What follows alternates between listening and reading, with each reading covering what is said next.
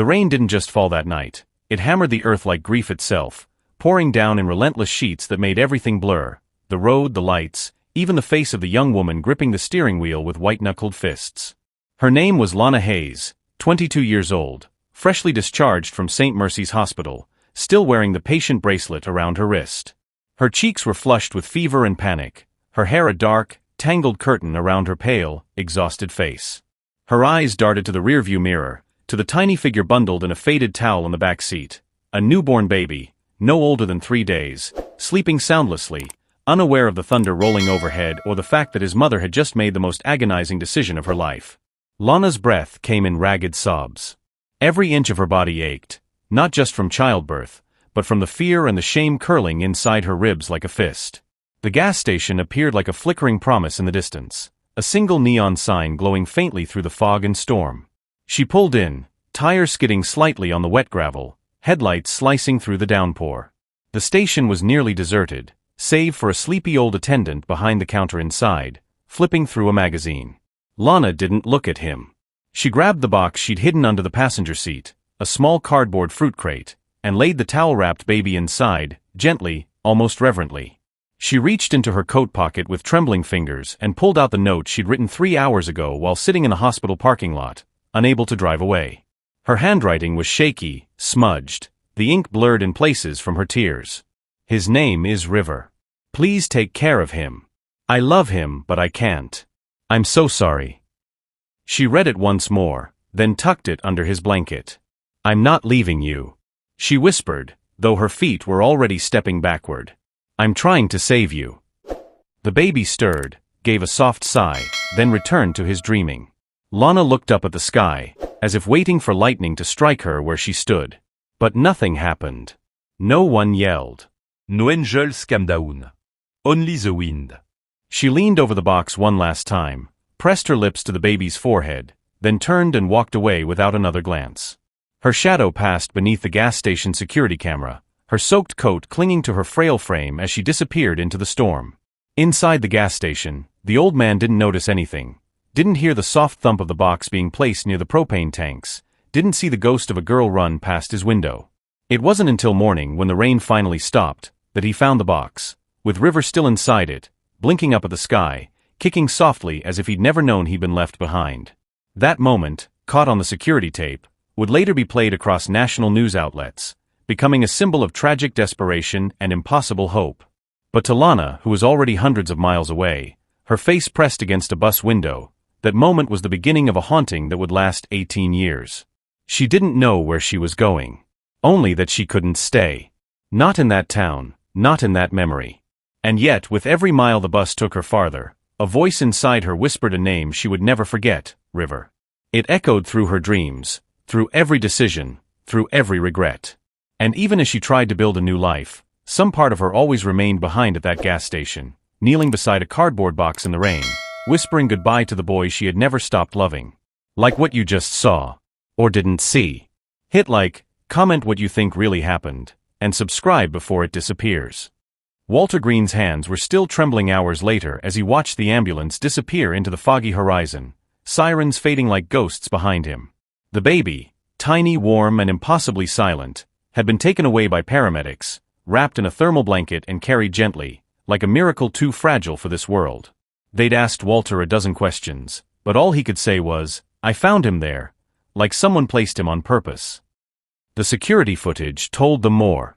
Lana's blurry figure, hunched against the downpour, barely looked human in the grainy black and white video. Her limp movements, the way she hovered over the baby before kissing him one last time, had left everyone in the room silent.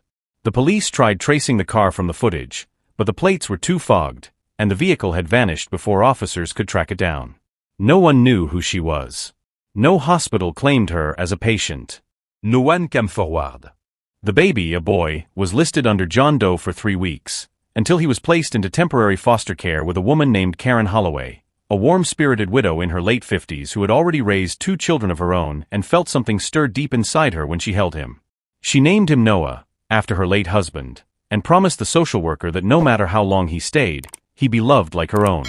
But Noah didn't stay temporarily. As weeks turned into months, and no one came to claim him, Karen filed for adoption. By the time Noah turned 1, she was officially his mother. And while she never hid the truth, that he'd been found abandoned at a gas station, she wrapped it in warmth and wonder, telling him, "You were a gift from the sky. I didn't carry you in my body, but I carried you in my prayers." Noah grew into a curious, thoughtful boy. He'd sit for hours at the kitchen table sketching the sky, asking if someone up there dropped him down like a stork delivery. Karen would laugh, but always hold his hand a little longer afterward. He was never short of love, but the question lingered, why did she leave me? It wasn't something he asked often aloud, but it seeped into him like ink into water. At school, when kids showed baby photos or asked about birth stories, Noah would freeze. His earliest photo was a grainy CCTV still from a gas station. But he wore that truth like armor, even joked about it sometimes. "At least I came with security footage. That's exclusive." Still, there were moments, late at night, when Karen would hear him crying quietly through the door. Noah's teenage years were marked by resilience wrapped in silence. He was bright, always top of his class, but avoided public attention. One day in 11th grade, during a media studies class, the teacher assigned a project on unbelievable true stories. When Noah shared his, the room went dead quiet. His classmates stared as he described the gas station, the cardboard crate, the mystery mother. A week later, that project got uploaded by his teacher to a local human interest blog, and from there, things spiraled. Producers from a popular talk show reached out. They were doing a reunion special about lost connections. They wanted Noah to come on, tell his story. At first, he said no. But Karen gently reminded him, maybe someone out there knows something. Maybe she sees it. With her blessing, he agreed. A week before his 18th birthday, Noah sat in a green room under stage lights, heart pounding as producers buzzed around him. Back in a different part of town, in a women's shelter where the internet was a rare privilege, Lana Hayes, now 40 and lined with time and grief, saw his face pop up on a shared TV screen. Her coffee cup dropped. Her hands shook so violently a staff worker rushed to her side. "Are you okay?" someone asked. But Lana couldn't speak.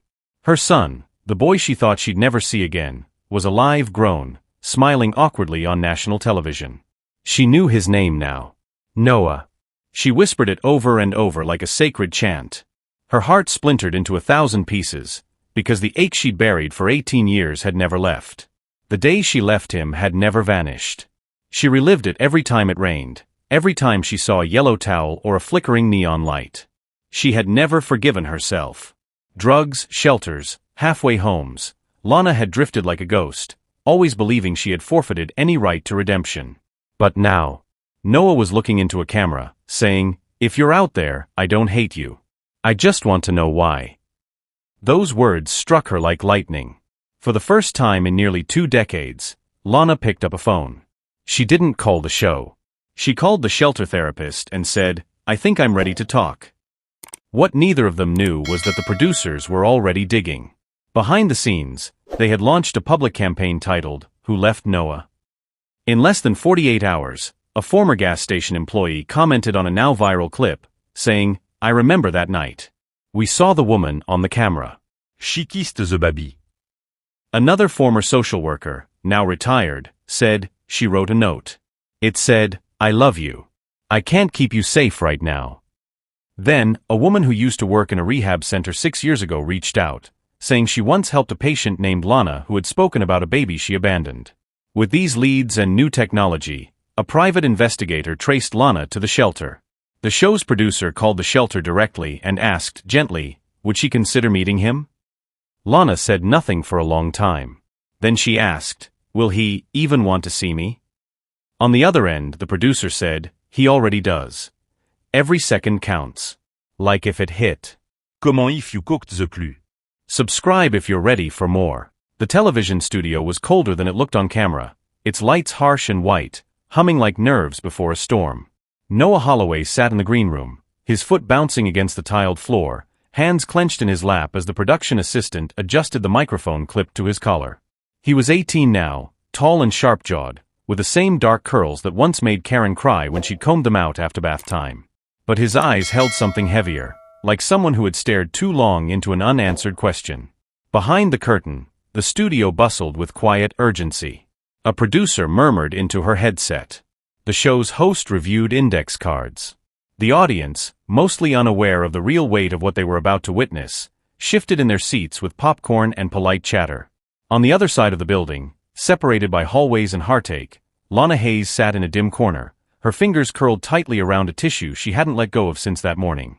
She'd seen Noah's interview a week ago on a rerun, his soft voice saying, "I don't hate her, but I've always needed to understand why." And those words had hit her harder than any prison sentence could. She had been in and out of shelters, halfway houses, jobs that never lasted, and a spiral that seemed bottomless. She'd aged in reverse, less woman and more ghost over the years. But that day, watching his face on that screen, she had cried for the first time in years. Not out of shame, but out of something else she couldn't name. It was like hearing a baby cry when you didn't know you still had a heartbeat. When the producer called, offering a chance to meet Noah live on air, she had nearly hung up. But then came the voice, "He asked for you." And now, here she was, shaking in a chair under a studio light, staring at a screen playing back clips of her son's life. First steps, school plays, graduation smiles, all milestones she never witnessed. Her body ached with memories that didn't belong to her. Back in the green room, Karen sat beside Noah. She wore a navy blouse, her gray-streaked braid pinned neatly, but her hands trembled as she clutched her son's hand. "You don't owe her anything, baby," she whispered. "Just your truth." Noah nodded slowly, eyes forward, already feeling like something in him was breaking open. "I just want to know if she ever thought about me. If she regretted it." Karen couldn't speak. She looked away. The truth was, she had asked herself that same question thousands of nights, wondering what kind of pain could lead a mother to walk away from her own child. But no answer ever came, until now. The cue was given. The host stood center stage, perfectly framed, dramatic lighting casting soft shadows. Tonight, her voice rang out, "We bring together two lives separated by heartbreak, time, and a moment at a gas station that changed everything." The screen behind her played a slowed-down clip of the surveillance footage, Lana young, soaked in rain, leaving the cardboard crate near the gas pump, then running off into darkness. A hush fell over the studio. Then, Noah stepped onto the stage, his footsteps tentative but steady. The crowd clapped softly, unsure whether celebration or reverence was appropriate. He took a seat, swallowing hard, staring down the empty chair across from him. The host turned to him. "Noah, you asked to meet her, not to forgive, not to forget, but to understand. Are you ready?" He nodded. "As ready as I'll ever be." A beat passed. The stage door opened. Lana stepped out, thinner than the image he'd held in his mind. Her frame was fragile, like she was afraid even the air might judge her. Her eyes locked with his, and she paused mid-step. She looked like she might run. But then Noah stood, and that stopped her. The audience watched breathlessly as she approached and sat across from him. Silence stretched like elastic between them. Lana's voice cracked like glass when she finally spoke. "Your name, what did they call you?" "Noah," he answered softly. "Karen named me Noah." Lana repeated the name under her breath, like a prayer she didn't think she deserved to say. "Noah," she said again. "That's beautiful." He swallowed hard. "Why did you do it?" She closed her eyes, gathering fragments of courage from places long buried. "I was 22. Addicted. Homeless. Running from a man who would have hurt us both. I didn't even know which state I was in. That gas station. It was the first place I'd seen with lights in hours. I thought I was giving you a chance to live. I thought if I stayed we'd both die." Her shoulders heaved once, a silent sob locked in her chest. "I was wrong to leave like that. I was a coward." Noah's hands were shaking, jaw clenched, trying to process the truth he'd wanted for so long. It wasn't easier than the mystery, it was heavier. "Do you ever think about me?" he asked, and her face crumpled. "Every single day. Every second. I remember your cry. I remember how your tiny fingers curled around mine. That sound haunted me. It still does." She reached into her jacket and pulled out a folded, crumpled photo, a baby's hospital ID bracelet. "This is all I've had of you." He took it, stared at it. It had his name scribbled on it in blue ink, Baby Boy Hayes. The audience wiped away tears. The host let the moment breathe, not interrupting. Karen watched from the wings, lips pressed tight. For her, this was pain and pride colliding. Noah turned to the host. "Can I say something?" She nodded. He looked at Lana again. "I don't know what happens next. I'm still mad. I'm still hurt. But, maybe now, I'm also a little less lost." Lana nodded, biting her lip to hold back a flood of grief. "That's more than I deserve," she whispered. Noah stood and slowly walked over. She stood too, not sure what to expect. Then he reached out, awkwardly, and placed the ID bracelet in her hand. "We'll figure it out," he said, "one step at a time." She sobbed, covering her mouth, and they embraced, hesitant, trembling, two broken parts finally touching after 18 years of silence. And for the first time, Lana cried like a mother holding her son again, not just in memory, but in real life. The studio rose in applause, not for entertainment, but for the raw truth of redemption and resilience. On live TV, healing had begun, not complete, not perfect, but real.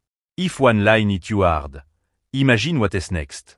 Like, comment your favorite moment, and subscribe so you never miss a heartbeat. Claire didn't sleep that night. The image of the little girl on the screen haunted her. Those eyes, the tilt of her nose, the way she laughed with her whole body. It was like watching her own past rewritten with someone else in it. That smile had once belonged to her arms, her chest, her heartbeat. And now, it was beaming in someone else's backyard. She sat frozen, the TV flickering into silence, her apartment walls closing in. For 2 years she had swallowed the guilt, rationalized it, convinced herself Rosa was better off without her, that she was just a vessel for birth, not fit for motherhood. But now that lie was cracking. And under it lived the kind of pain no drug could numb. Claire spent the next week in silence, wandering between memories and possibilities. She called the foster agency anonymously, asked for case updates on a news child, pretended to be a reporter. No one gave her anything. Every night, she scrolled through news articles, trying to find more glimpses, a name, a location, even a street corner she could recognize. But Rosa's foster family was cautious, their identities blurred, privacy guarded. Claire's mind unraveled. She stood outside schools watching children, hoping one of them would have her daughter's eyes. She printed out blurry screenshots of the news clip and pinned them beside her bed.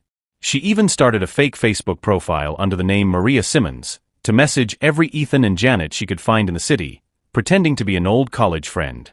Most didn't reply. One replied and said, "Wrong person." Her hope bled out slowly. Until one day, a friend of a friend of a friend, a washed-up producer named Dale she used to party with, posted that his network was doing a reunion segment, lost connections, abandoned kids, chance to reconnect. Claire stared at the post like it was a siren. She replied instantly. Dale didn't remember her at first. But once she reminded him of a certain night in 2008 and offered to make it up to him in whatever way, he agreed to put her in front of a casting coordinator. The show was risky. There was no guarantee Rosa or her family would even show. The producers were only interested in the story because of its shock value. Mother abandons baby at gas station, begs to meet her on live TV 18 years later. They loved the drama. Claire hated the framing. But she didn't care. If it was the only way to see her again, she'd crawl through fire. The interview prep was brutal. They asked her to recount every detail, the abandonment, the reasons, the regrets. They coached her to cry. She didn't have to fake that part. Her tears came from a deeper well. When they asked her, "Do you think your daughter will want to see you?" she paused too long. "I don't know," she whispered. "But I have to try." Meanwhile, in a sunlit suburb only 40 minutes away, Rosa, now 17, fiercely smart and curious, sat at the kitchen table watching the same promo with her foster parents. Her short curls had grown into a thick wave of chestnut hair. She wore a denim jacket with pins on the collar, and her eyes, the same ones Claire had seen on screen, were locked in disbelief. The promo host had used her baby photo, the pink blanket, the polka dot pacifier. Her heart thumped so loud it drowned the world out. Janet looked horrified. Ethan went still. Rosa turned slowly toward them. "You knew about her?" she asked, voice like broken glass. We were told you'd never be contacted," Janet stammered. "We didn't think it would ever," but Rosa had already stood up. Her hands trembled. "You knew I was left at a gas station?" she asked again. Silence. "And you never told me?" Ethan reached for her arm. We wanted to protect you. You were our daughter, and she what? Gave me away? You didn't think I deserved to know. Rosa's voice cracked, but there was no anger in it, just a deep, aching wound opening wide. That night, she went to her room, closed the door, and watched the full teaser for the reunion show over and over. She didn't know if she hated the woman or missed her. She didn't know what to feel. All she knew was that when Claire whispered, "I just want to see her face again," something inside Rosa shattered. Not in anger, but in aching familiarity. She stared at the mirror, wondering if she had that same tilt in her smile, that same curve in her chin. She pressed pause and took a screenshot.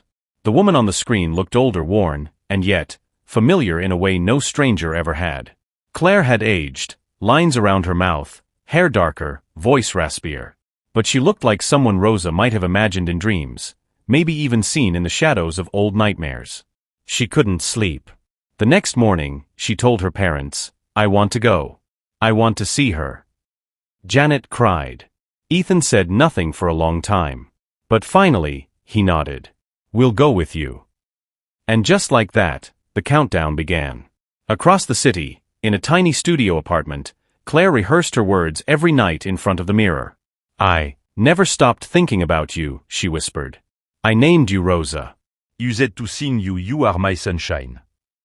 I used to," her voice broke. "I used to think I didn't deserve to love you. But I do. I still do."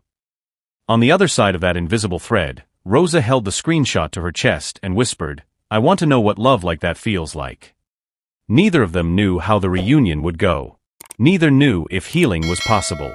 But both were preparing to step onto a stage lit by millions of eyes, carrying a story stitched in silence, grief, and the hope of a second beginning. Every second counts. Like if it hit. Comment if you cooked the clue? Subscribe, if you're ready for more. Claire's knees wobbled as she stepped onto the glossy floor of the live studio stage, the blinding lights above doing little to hide the raw terror etched across her face. The moment she had imagined for 18 long years, and feared every night since, was finally here, and yet, she felt like an imposter in her own story. The audience buzzed in low murmurs, a hum of anticipation, but all she could hear was the rapid beating of her own heart. She could barely process the set design, the enormous screen behind her playing slow clips of her old home videos with baby Rosa, a lullaby looping quietly underneath, the very same lullaby Claire used to sing in the gas station restroom the last night they were together. Across the room, behind the curtain, Rosa stood stiff as a board, tears silently trailing down her cheeks as a makeup assistant tried to dab at them. No one could understand what that moment meant to her, to be so close to the woman who haunted her nightmares and her daydreams. The woman she had only known through fragments, a baby blanket with a faint perfume, a foster file with half-truths, and now this face on TV screens saying, "I just want her to know I didn't stop loving her." Rosa was still uncertain why she agreed to come. Maybe it was the ache that had lived in her bones since she was a child, the ache that only a mother's touch could fix. Or maybe it was the voice in the recording she'd secretly listened to a dozen times the night before, the one where Claire choked out the words, "I named her Rosa because it meant hope blooming in ruin." The show's host signaled to Claire to take her seat on one side of the platform, just beneath the overhead banner reading "Reunited, lost but never forgotten." Claire gripped the armrest so tightly her knuckles turned white. "She's backstage," the host said softly, her voice trembling with sincerity. "She's agreed to meet you, on her terms." Claire looked down, her breath catching. Her terms. It made sense. After all, Claire had abandoned her, disappeared into addiction and guilt, and only clawed her way back when Rosa had already built a life without her. A lifetime had passed. Would Rosa even want answers now? Could any explanation undo what was done? The curtain shifted. A camera panned. And Rosa stepped into the light. 18 years old, the spitting image of Claire's younger self, soft curls pulled back into a ponytail, a nervous tremble in her chin, wearing a plain white blouse and ripped jeans. The audience gasped as the two women locked eyes for the first time in nearly 2 decades.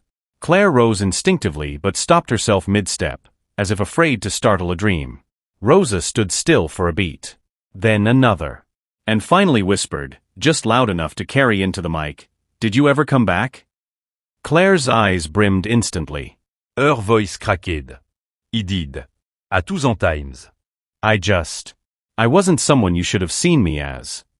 The silence in the studio was heavy. Rosa took another step. Why didn't you leave me with someone? Anyone? Why a gas station? Claire Brogden. Right there on national television, she fell to her knees and sobbed. Because I was 17 and broke and high and scared, and I thought someone would find you before I ruined you more. I didn't think I deserved to raise someone so pure. The camera zoomed in on Rosa's face, frozen between rage and heartbreak. You were my mother, she said quietly. You were supposed to ruin me and raise me all at once. That's what mothers do. Claire crawled closer, not daring to stand. I don't want forgiveness, she whispered. I just want you to know. I never forgot. I still have your sock. The pink one. The other blew away in the wind that day. The audience cried quietly. Rosa's shoulders shook. The host gave a gentle nod to cue the commercial, but no one moved. No one dared interrupt what was unfolding. Rosa knelt too, now face to face with the woman who had broken her and built her at the same time. I didn't come here to scream at you, she said softly. I came to see if you had a heart. And you do. It's broken. Just like mine. Claire reached out, her hand hovered mid-air, and Rosa, eyes trembling, placed hers on top. No hugs. No theatrics. Just skin against skin after 18 years. Claire whispered, You are my sunshine, and Rosa finished it with a cracking voice, My only sunshine. The crowd was still. Cameras still rolled. And two strangers, bound by blood and wounds, sat holding hands, not mended, not whole, but finally facing the wreckage together. Like what you just saw. Or didn't see. Hit like, comment what you think really happened, and subscribe before it disappears. Claire couldn't move. Her daughter's hand in hers felt like a thread pulling her back through time. 18 years of silence, of haunting echoes, of replaying the same night like a wound that never closed. Rosa didn't speak. Her fingers trembled slightly, but she didn't pull away. The crowd around them faded into static, just muffled breathing and the buzz of cameras. Claire had rehearsed this moment endlessly in her head, imagined dramatic reunions, rejection, forgiveness, fury, but none of that prepared her for the real weight of her child's touch. Rosa had Claire's old eyes, that same shape of silent resilience, and when she finally spoke, her voice was low, steady, and terrifyingly calm. Tell me everything. From the beginning. Claire inhaled sharply, and for the first time in years, she told the truth, not the version she wrote in anonymous letters, or the rehearsed lines from support groups. The night Rosa was born, Claire was already living in her car. Rosa's father had disappeared, and her own mother slammed the door when she showed up pregnant. She waited tables at a roadside diner by day and cried in the back seat at night, rocking her newborn in the dim parking lot of a rundown gas station. One night, after 2 days without sleep and nothing left to eat, Claire left Rosa wrapped in her only sweater and walked into the station, hoping someone inside would help. But the woman behind the counter shouted at her for begging. Claire ran, intending to come back after catching her breath, but when she returned, the baby was gone. The police were already there. She watched from across the street. She froze, too ashamed, too afraid, too broken to speak. Claire whispered this like a confession, every syllable shaking as Rosa stared, absorbing the cruel geometry of that night. There were no excuses, only jagged pieces of a shattered woman trying to survive. Rosa's lips quivered, and tears welled, but she didn't look away. I thought you never wanted me, she whispered. Claire sobbed. I wanted you so much I thought you deserved more than me. Then came a silence thick with everything unsaid, a canyon between them filled with grief and the possibility of something more. The host gently stepped in, her voice softer than before, asking Rosa if she wanted to say anything to her mother. Rosa looked into Claire's eyes, searching, shaking, then nodded once. You weren't there, but you came now. That has to count for something. The audience, silent, erupted into gentle claps, not for the drama, but for the rawness of that fragile truth. Claire opened her arms, hesitant, and Rosa leaned in slowly, allowing herself to be held, as if testing whether her bones remembered the shape of her mother. And for the first time since she was a baby, Rosa was wrapped in the arms of the woman who once let her go. The screen behind them read, Sometimes the long road back is still a road home. The cameras zoomed out, the lights dimmed, and in that fragile embrace, the story of abandonment turned into one of return. Not perfect, not healed, but real, and finally theirs. Like what you just saw. Or didn't see. Hit like, comment what you think really happened, and subscribe before it disappears.